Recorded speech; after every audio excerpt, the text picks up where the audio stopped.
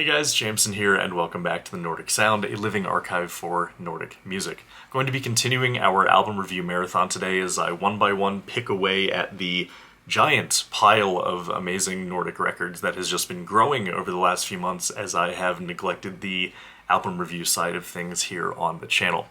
And I want to today talk about an album that I really want to introduce you guys to if you haven't listened to it already, and that is Maja Kjaer Orkester's Landing. Now, even though this is, as far as I understand, Maja Kjaer's first full-length album, I have been keeping tabs on her for quite a bit ever since I first stumbled upon her tune channel here on YouTube, where she was sharing tunes, other works in progress, and many of them showed up on this album. And I found this channel very useful as I was trying to sort of expand my repertoire of fiddle tunes that I could either play on the mandolin or the bass. And so, even though I think there's only about a dozen videos up on there, I would highly recommend checking out that YouTube channel if you also want to try and play along with some fiddle tunes. So she was already on my radar, but then things got more interesting when I found out, and you can watch me learn this in real time during the interview, that Heilung drummer and Nordic Sound sweetheart Jacob H. Lund is also the drummer in Maja Kjaer's orchestra.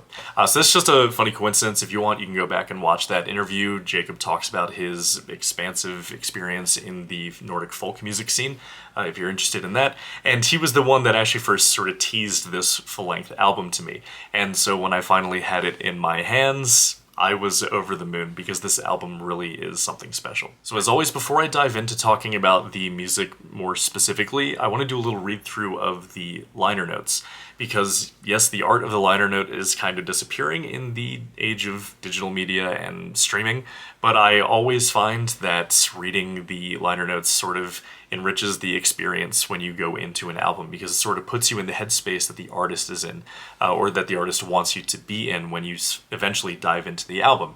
And of course, here on the channel, I'm a firm believer that you get out of music what you put into it, right? And so the more you put into it, paying attention to these sorts of things, the better your experience is going to be overall with the music. So, enough preaching, let's get into these liner notes. A landing is both a movement and a state of being. It can be the final part of a journey from one place to another, but also finding your feet and creating balance in a new situation. This album embodies both. A movement through more than 15 years of writing music, album releases, and tours to a new standing point where compositions that lacked a home can take root and flourish in their own terms. The special combination of instruments and melodies has ties to Denmark's musical heritage, my background, and reflections on the time we live in.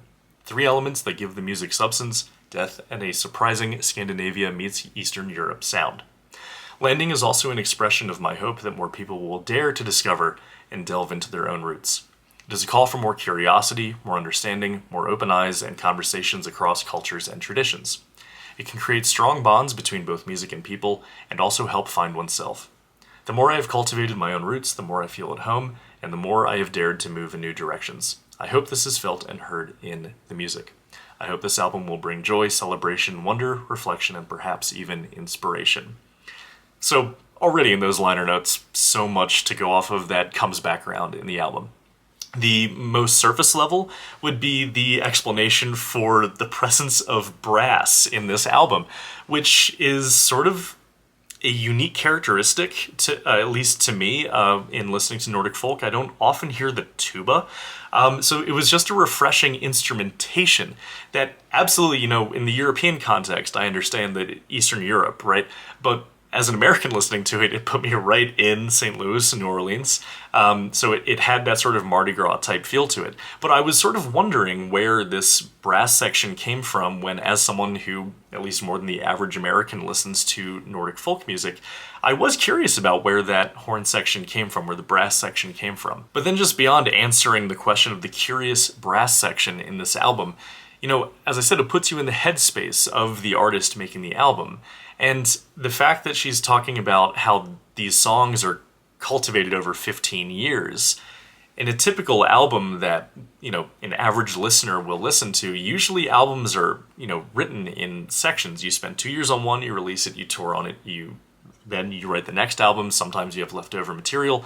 But 15 years means that, this music has been sitting with her for quite a bit. And music will, of course, go through a lot of different iterations over the course of even 1 year, let alone 15.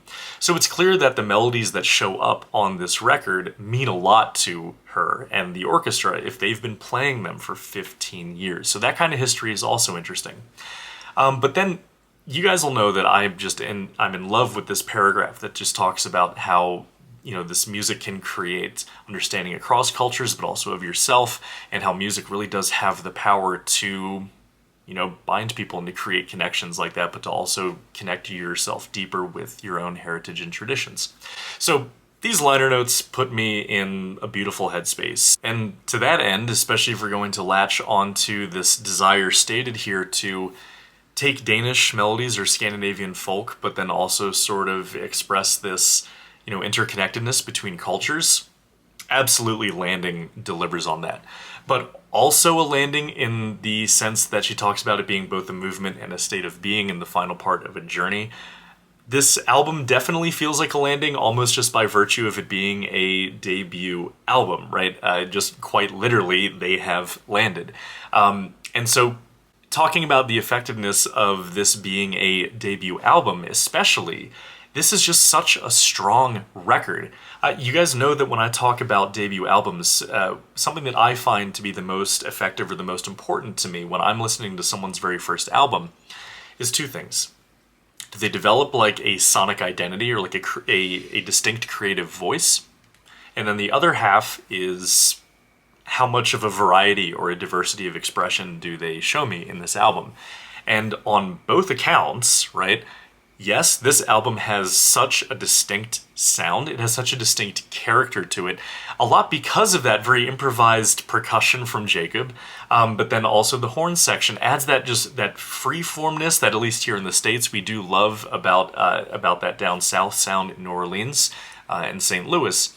But just it creates like this almost inherently festive or celebratory atmosphere that also just sounds like a bunch of people just like met in an alley and started playing music. And there's just something so charming about how the instrumentation creates this very open character to the music that sounds like a jam that anyone can join into at any moment. So in that end, does it have a character? Absolutely.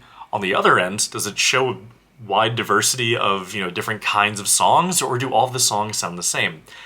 Each of these songs has a very strong character on its own. I feel like each of them says something different. I mean, there's a tuba solo in, what is the song? Skydriver. Skydriver is a 4-minute tuba solo, but then Vinterpallads is just that very typical like new Nordic folk sound that, will probably remind you guys of, Dreamer's Circus, Stundum, Moina, all of these bands coming out now that have like this very gentle, melancholic sound. Vinterpallads demonstrates that beautifully.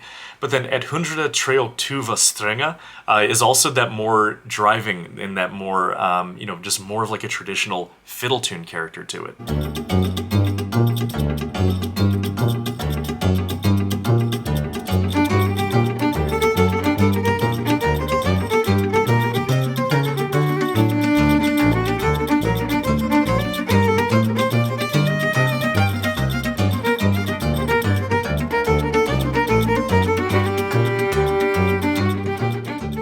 But with the added charm, again, of a very Balkan-sounding piano that just has such a hard percussive strike behind each of the keys, where the piano is definitely showing that it can also, in a lot of ways, be a percussion instrument.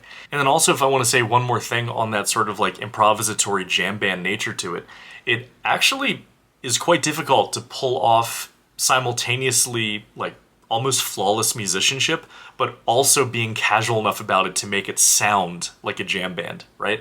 So you get the best of both worlds in this album when it comes to musicianship, where each of the lines, everyone plays the role perfectly from what I can hear. I know musicians never feel like it's perfect, but as a listener, I can say the musicianship is incredible on this album. But it makes it even more impressive that they are able to have that level of musicianship while also convincing the listener that this sounds kind of like a jam band that anyone can join in with. So I guess the bottom line here, at least as far as an album review goes, is that Maja Kjaer Orkester's Landing is just that. It's a landing, and it's a graceful, beautiful landing that does its job as a debut album very well, in that it just gets me more and more excited for whatever they have next for us every time I listen to this album. It's that perfect appetizer that leaves me satisfied enough, but also I definitely want more entrees, right? If I can make a food analogy. So I really hope that you guys take the time to listen to this album, especially as the Nordic sound is going to be turning back to, its roots, pun intended, in Nordic folk, especially with the conversation that was started, or I guess really stoked with the Song-like interview with Maria Franz and Ingrid. So I hope you guys listen to this if you want an idea of sort of, what some Danish folk musicians are up to now, especially when they add brass and percussion into the mix. And I guess, guys, let me know what you think of this album down below. Really hope you give it a listen, and I look forward to continuing the conversation about it down in the comments, because as always, these album reviews are less about reviewing and appraisal and more about just giving us an excuse to dork out over the music that we love. So guys, thank you so much for watching, and I will see you on the next album review shortly. Take care.